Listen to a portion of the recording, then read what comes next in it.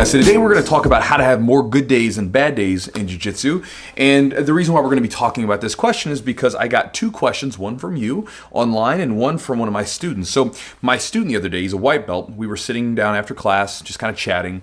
And he asked me, he said, Chewy, I know this is a stupid question, but do you have bad days with training? And if you do, what are those like now?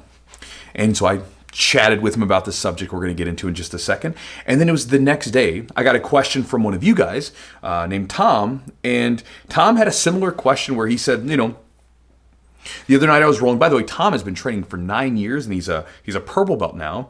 And he says that, he was training the other day, and normally he's sharp with training, right? He can visualize the techniques, he can chain things together, he's very good, and he can hang with any of the purple belts, no problem, and even with some of the brown belts, he can make them work, right?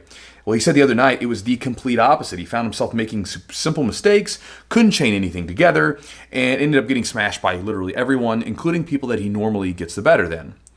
Now, he sent me this message wondering, first off, is this spectrum, this wide array of skill, is this normal to be able to go from like this good to like this bad?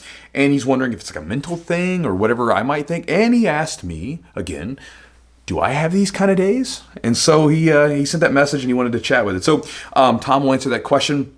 And this is a complete aside real quick. I've noticed that your first message to me, Tom, was back in 2017.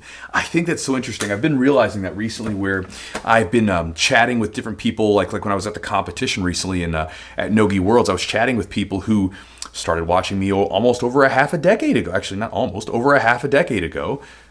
Yeah, like 5-6 years, right?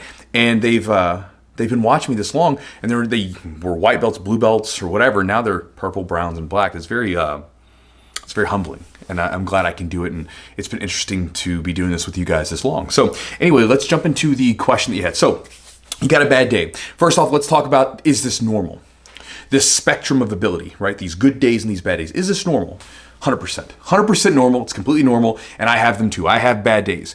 The difference with me is that because my skill level is so high in comparison to most, my bad days are here, right? So these are my good days, here's my bad days. And then where most people, their good days are down here, and their bad days are really low. So I have a bit of a buffer of skill. So most people wouldn't notice.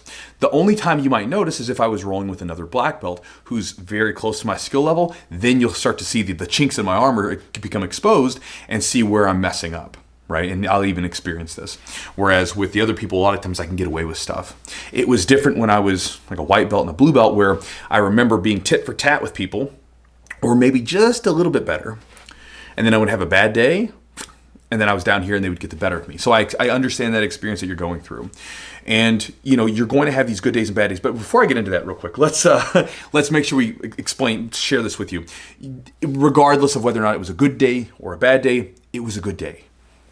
Because you're training. One of the memories that I hold very close in my mind, anytime I want to kind of go, oh, gee, golly, I'm having a bad day kind of thing and get down on myself, I think back to when my mother had cancer and she was in the hospital. I remember going up into the, this part of the hospital where all the cancer patients are.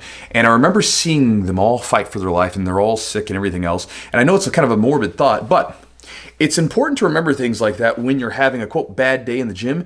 If you were training and you're healthy and you can come back tomorrow, it's a good day, bro, right? So you can just kind of get rid of the bad day and just reframe it to, I had a bad performance, right? That kind of thing. That's the idea. Now, with that said, how can we have more good days? So here's how I do it.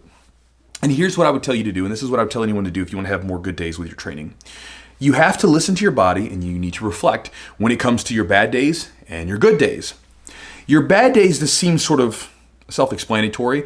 Whenever you have something bad happen to you, it stings and you instantly take notice. You stop touching the hot stove because it burns, right? So it instantly grabs your attention. But when things are good, a lot of times you don't pay as much attention to it because there's no reason to. Everything went fine, so why even bother, right? So what you want to do is when you have those bad days, you want to begin to sort of figure out what's happening. First off, listen to your body and then reflect. What did I do today? Was there a particular activity that drained you? Were you mentally stressed out? Was your diet in the tubes? Did you drink enough water? Did you sleep the night before? All these things can play a role, and we're all a little different. So you might be someone that mentally is more affected by things outside of the gym. For me, my world could be crashing down around me outside of the gym, but inside of the gym, I'm completely, like, people would know, I'm very good at compartmentalizing. Whereas other people I have, friends, they will be in a situation where whatever is happening outside of the gym will affect them directly inside of the gym. And so everybody's a little different. For me, my biggest, like, contributors to bad days is not getting enough sleep. So if I get less than 7 hours of sleep, I don't feel so good, and diet. If I don't get enough good food in my body, or if I eat certain greasy foods, I don't feel good. So I'm very particular about what I eat throughout the day, because I've thought about this before. My worst days in training that I can think of over the years typically coincided with some really bad food during the day, like some greasy fast food type stuff. And so I'm very particular about what I eat during the day, and even with a lot of the work that I do, because it's creative work and it's a lot of training and performance. There is a lot of performance to my job. It's not very much I'm not just pecking away on something. It's like there's a lot of performance involved. I want to be in a particular state mentally and physically. So a lot of the stuff that I do, I'm very particular about my habits, my rituals, my foods. You could ask Jess, like, she would tell you that, like, I eat certain foods at certain times. I do particular little activities at certain times. And I'm very conscious of when I do these things. Now, again, bad days. Now, on your good days, you want to do the same thing. You want to say, okay, I had a good day. What happened? What made that a good day? Were you in a better mood mentally? Did you do something that day that made you happy? Did you eat a particular type of food? What contributed to that? And what you do is you refine your training habits just like you do with your techniques. As a technique works, you try to figure out why. As it doesn't work, you try to figure out why, and you constantly sharpen it. And so to answer your question, I have bad days. I have them every now and then. They don't happen as often. And the reason they don't happen as often is because of the fact that I'm very particular about the way that I live my lifestyle outside of the gym, because everything that you do off the mat is going to affect you on the mat. And so there's certain things that I've implemented over the years with my diet and less caffeine and more sleep and different things that I could do that have contributed to me being better, both in the gym and also in a lot of the other things that I do in life. And so I would encourage you to do the same thing. Take the same approach that you have with your techniques, where you refine them into your habits off the mat as well. And hopefully that's useful to you, Tom. And guys, I'll talk to you next time.